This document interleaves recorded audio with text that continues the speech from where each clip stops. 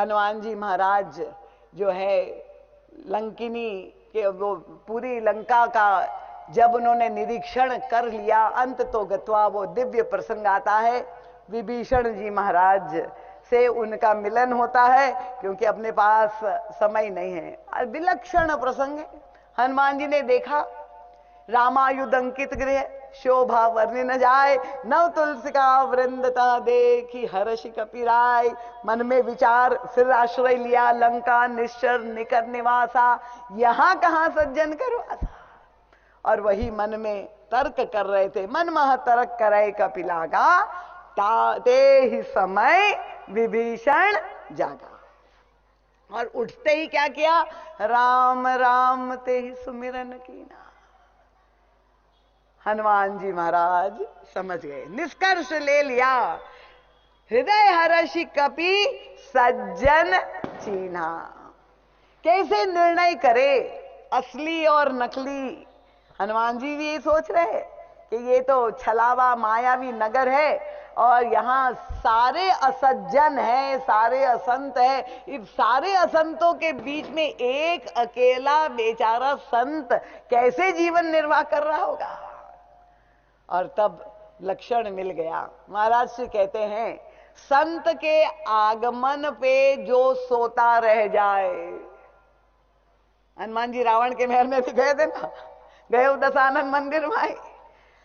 तो संत के आगमन पे जो सोता रह जाए वो कौन है,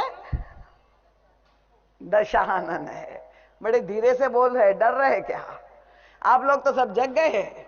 और संत के आगमन पर जो जग जाए वो ही भक्त है। विभीषण जी महाराज तुरंत ही जग गए और जब दिव्य मिलन हुआ। अब श्री हनुमान जी महाराज की विशेषता क्या है, जब विभीषण के अपने अंतर हृदय का संदेह फूट पड़ा, मैं रावण का छोटा भाई, तामसिक मेरा शरीर, लंका में रहने वाला, क्या रघुनाथ मुझे स्वीकार करेंगे। मैंने कोई भक्ति नहीं की, मैं तो केवल यहां लंका में रह करके रावण के शासन में श्री सीता जी की खोजने का भी प्रयास नहीं किया। उनके मन में अनेक प्रकार के अपडर थे। और तब श्री हनुमान जी महाराज ने क्या अद्भुत, पुनः वो जो उनकी निरभिमानता का दर्शन हो रहा है उनका। विभीषण जी महाराज, मुझे देखने के बाद भी आपके मन में ये प्रश्न रह गया है। मैं तो सोच रहा था मुझे देखने के बाद आपको बिल्कुल ही निश्चिंतता हो जाएगी। उनका, अगर मुझ पर प्रभु कृपा कर सकते हैं तो आप पर क्यों नहीं सकते हैं।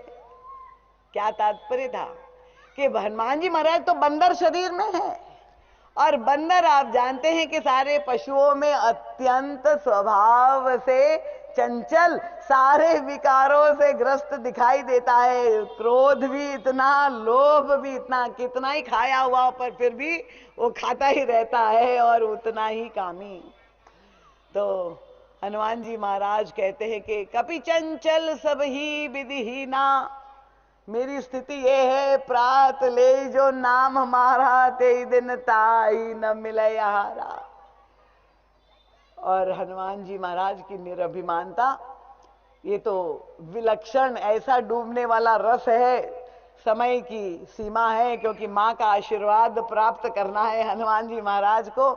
यही विधि कहत राम गुण ग्रामा, पावा अनिर्वाच्य विश्रामा। दो संतों का मिलन हो रहा है, लंका के संत और भारत के संत का, और दोनों के बीच में सत्संग चल रहा है। हनुमान जी महाराज राम कथा सुना रहे हैं, विभीषण जी महाराज सुन रहे हैं, और अनिर्वचनीय विश्राम मिल गया। किसी ने महाराज जी से पूछा कि जब मैनाक ने विश्राम का निमंत्रण दिया था, जल निधि रघुपति दूत विचारी तय मैनाक होई श्रमहारी, तो हनुमान जी ने बिल्कुल अस्वीकार किया था। हनुमान तेई परसा कर्म निकीन प्रणाम, राम काज कीने बिना मोहि कहाँ विश्राम। मैं जे राम काज में ही विश्राम मिलता है। ये हनुमान जी ने अभी राम काज पूरा तो किया नहीं, ये बीच में विश्राम कैसे ले लिया। ऐसे सजग श्रोता भी होते हैं तो बहुत अच्छा लगता है कि ऐसे प्रश्न हमारे मन में आने चाहिए। महाराज जी बीच में हनुमान जी ने कितना कैसे विश्राम ले लिया, राम काज की पूर्ति नहीं हुई। महाराज जी ने कहा यही तो हनुमान जी महाराज हमें संदेश देते हैं कि सोने के पहाड़ हमें विश्राम नहीं दे सकते हैं, पर सत्संग में और संत के चरणों में विश्राम लेने में कोई आपत्ति नहीं, वहीं पर वास्तविक विश्राम मिलता है।